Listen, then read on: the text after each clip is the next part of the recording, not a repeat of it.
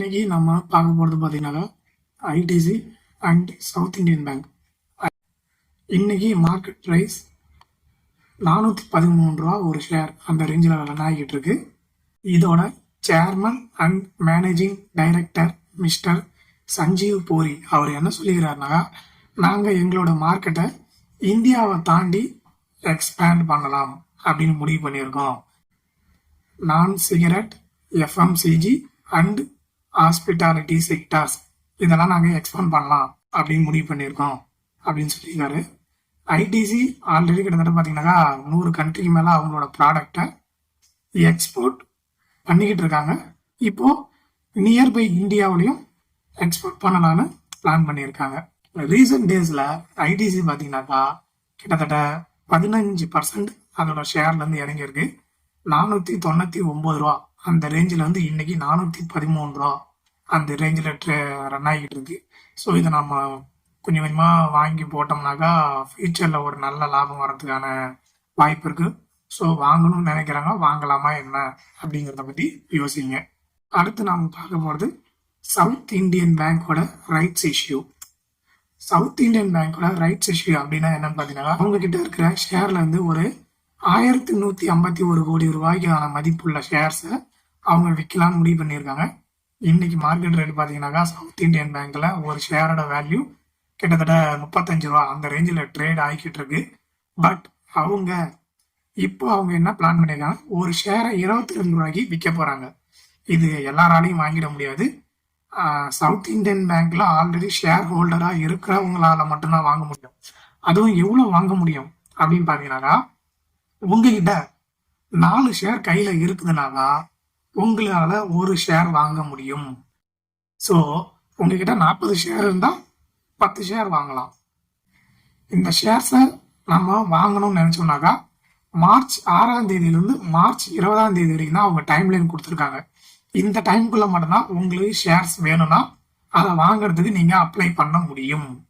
Last date பாத்தீங்கன்னாக்கா இப்போ இந்த பிப்ரவரி 26ஆம் தேதி, ஆக்சுவலா இந்த கமிங் மண்டே அப்போ அன்னைக்கு வரைக்கும் நீங்க எவ்வளவு ஷேர் வச்சீங்களோ அதுக்கு ஈக்குவலா 4க்கு ஒரு ஷேர் அந்த ரேஞ்சில் தான் உங்களால அப்ளை பண்ண முடியும். ஃபார் எக்ஸாம்பிள், இப்போ நீங்க பிப்ரவரி 26ஆம் தேதி வரைக்கும் உங்ககிட்ட 100 ஷேர் இருக்குதுன்னு வச்சுக்கோங்க, உங்களால 25 ஷேர் 22 ரூபாய்க்கு வாங்குறதுக்கு நீங்க அப்ளை பண்றதுக்கு எலிஜிபிள் ஆவீங்க. நீங்க வந்து பிப்ரவரி 26ஆம் தேதிக்கு மேல போயிட்டு ஷேர்ஸை வாங்கி வச்சுட்டு நான் அப்ளை பண்ண எனக்கு வரல அப்படின்னு சொன்னீங்கன்னாக்கா அது கணக்கு கிடையாது. ஏன்னா அவங்க 26ஆம் தேதி மார்க்கெட் க்ளோஸ் ஆகும்போது அதோட ரெக்கார்டிங்கையும் க்ளோஸ் பண்ணிடுவாங்க.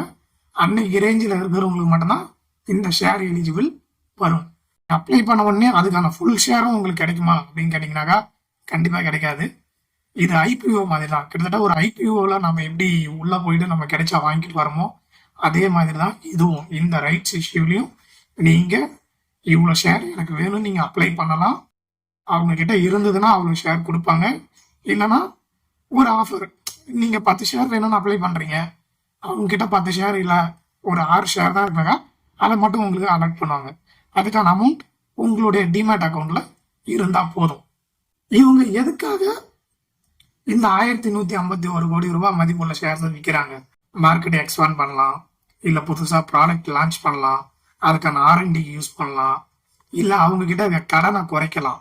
சவுத் இந்தியன் பேங்கோடைய இன்னைக்கு மார்க்கெட் பார்த்தீங்கன்னாக்கா 35 ரூபா 70 காசு அந்த ரேஞ்சில் ஆக்சுவலாக இதை ரெக்கார்ட் பண்ணும்போது போய்கிட்டு இருந்தது.